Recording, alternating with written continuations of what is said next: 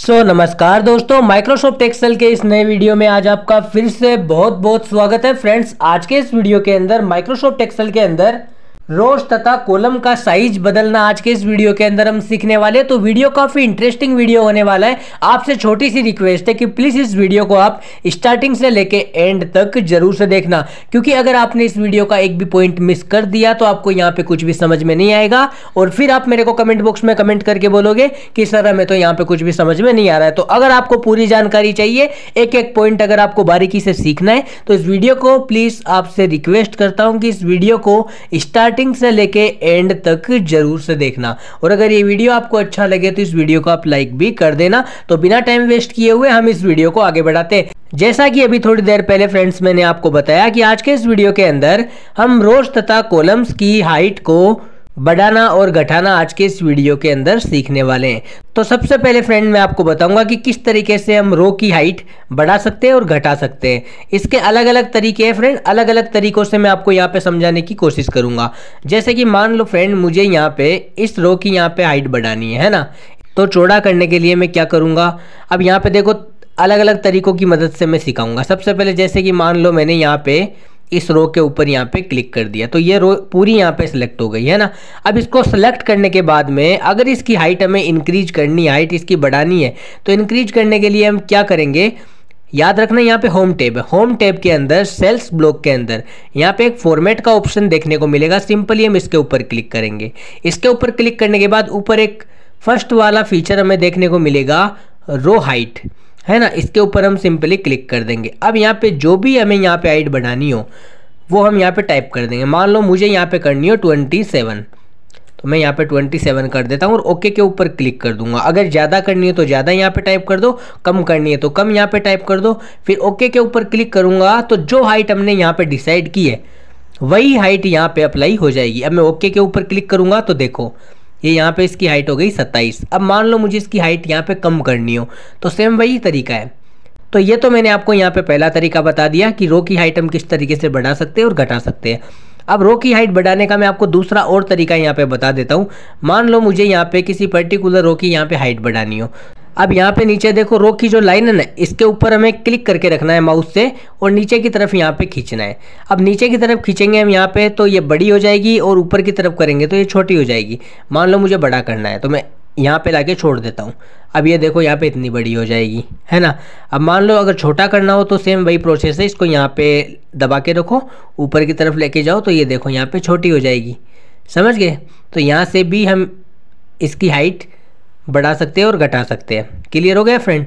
अब यहाँ पे फ्रेंड एक सबसे इंपॉर्टेंट बात मैं आपको बता दूं कि मान लो कि यहाँ पे एक एक रो की हाइट ना बढ़ाते हुए और ना कम करते हुए हम चाहते हैं कि सबकी हाइट, मतलब जितनी रोज है ना नीचे तक, उन सभी रोज की हाइट एक साथ यहाँ पे इंक्रीज और डिक्रीज हो जाए। तो इसके लिए हम क्या करेंगे, सबसे पहले तो मैं यहाँ पे पूरा डेटा सेलेक्ट कर लूँगा एक साथ।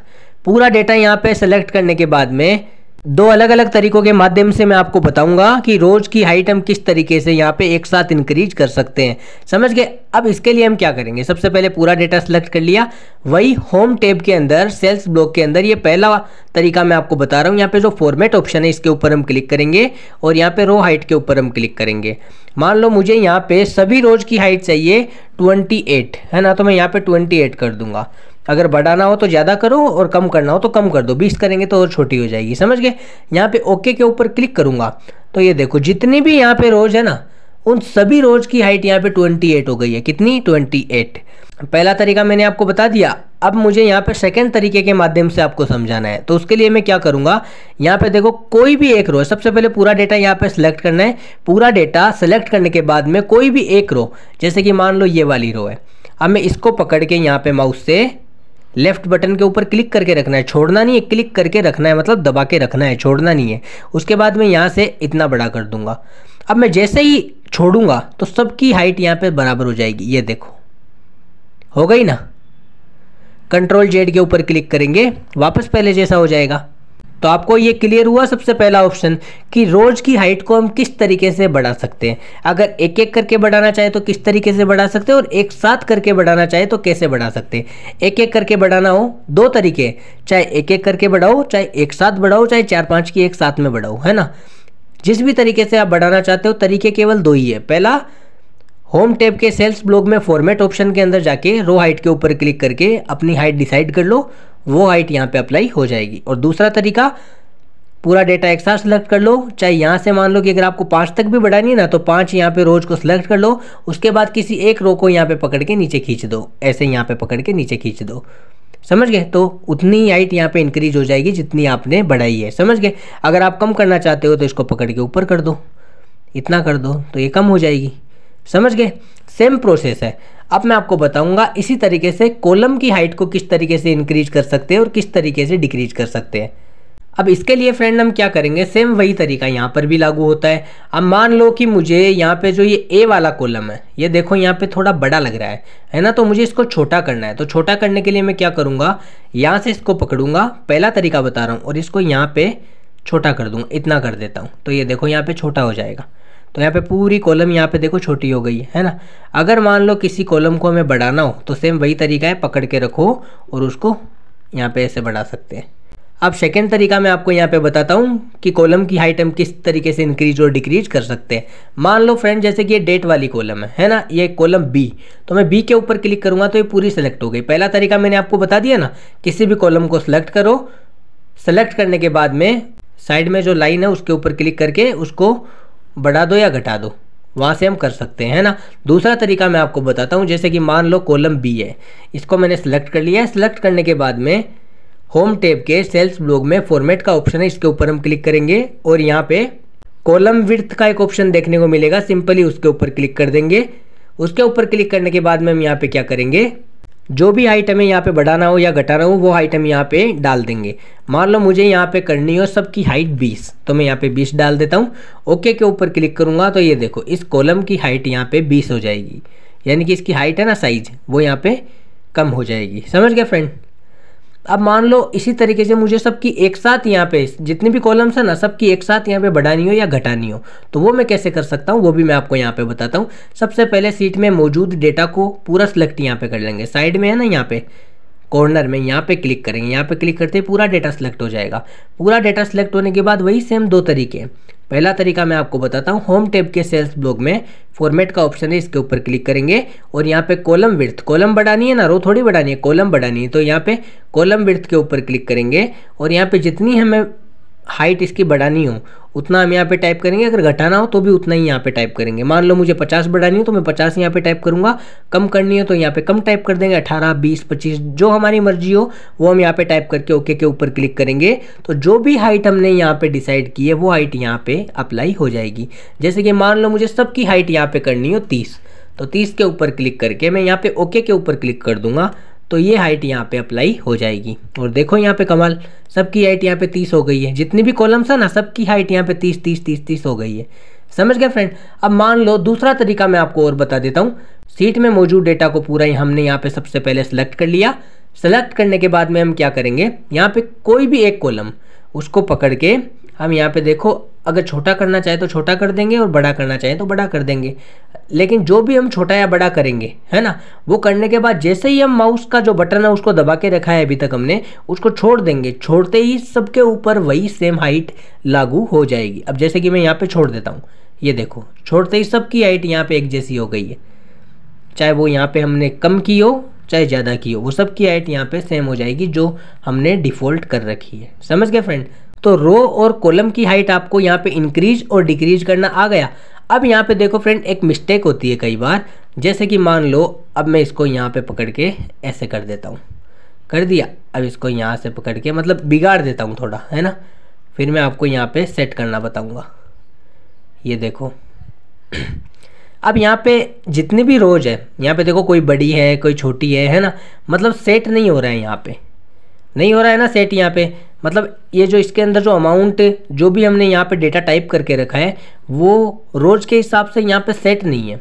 तो उसको सेट करने के लिए हम क्या करेंगे, या तो इसको यहाँ से छोटा करेंगे या फिर इसको ऑटो फिट कर देंगे, समझ गए। जैसे कि मान लो मुझे इस रो को यहाँ पे सेट करना है, तो मैं इसके ऊपर क्लिक करूँगा तो देखो यहाँ से लेके यहाँ तक की पूरी रो यहाँ पे सिलेक्ट हो गई है ना।